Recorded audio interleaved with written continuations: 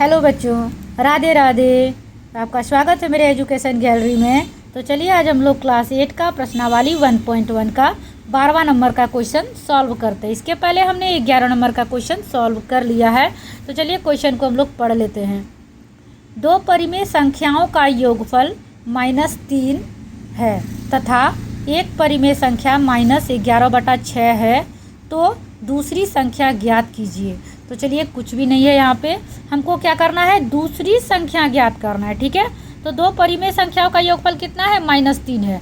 यानी पहली परिमेय संख्या और दूसरी संख्या का योग है -3। तो यहाँ पे हम पहले लिख लेंगे इस तरह से, पहली परिमेय संख्या योग बोला है तो प्लस दूसरी परिमेय संख्या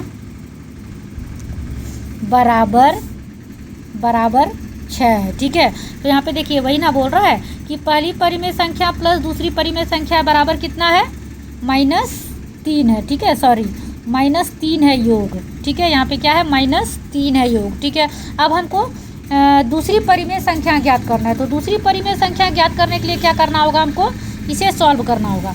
तो हमारे पास पहली परिमेय संख्या क्या है, यहाँ पे देख सकते हैं आप -11/6 है। तो यहाँ पहली परिमेय संख्या के जगह पर बैठाएंगे -11/6। ठीक है, प्लस का चिन्ह है, यहाँ पे प्लस लगा देंगे। दूसरी परिमेय संख्या हमारे पास तो है नहीं, इसे ही हमें ज्ञात करना है। तो यहाँ पे लिख देंगे दूसरी परिमेय संख्या।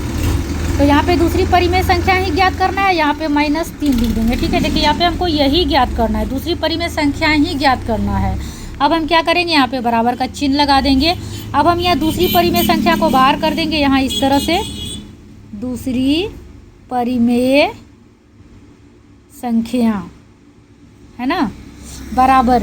अब यहाँ पे क्या है, देखिए -3 है तो यहाँ पे -3 लिख दीजिएगा, और ये प्लस है तो यहाँ पे प्लस आ जाएगा, और यहाँ पे जो -11 है यहाँ आके हो जाएगा +11/6। तो देखिए चलिए यहाँ पे यहाँ तक हमने सॉल्व कर लिया है। अब इसके नीचे 1 है, अब इसका हमको सरल कर लेना है, कुछ नहीं करना है। यहाँ पे 6 और 1 का लघुत्तम क्या निकलेगा, 6। 1 को 6 से भागा देंगे तो क्या होगा, 6 ही होगा ना।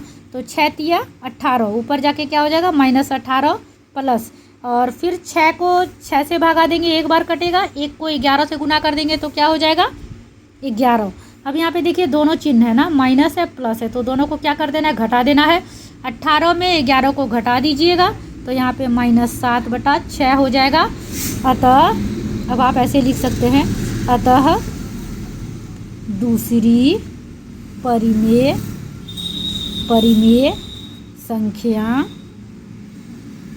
बराबर हमने क्या प्राप्त किया, -7/6। -7/6 यही हमारा आंसर है।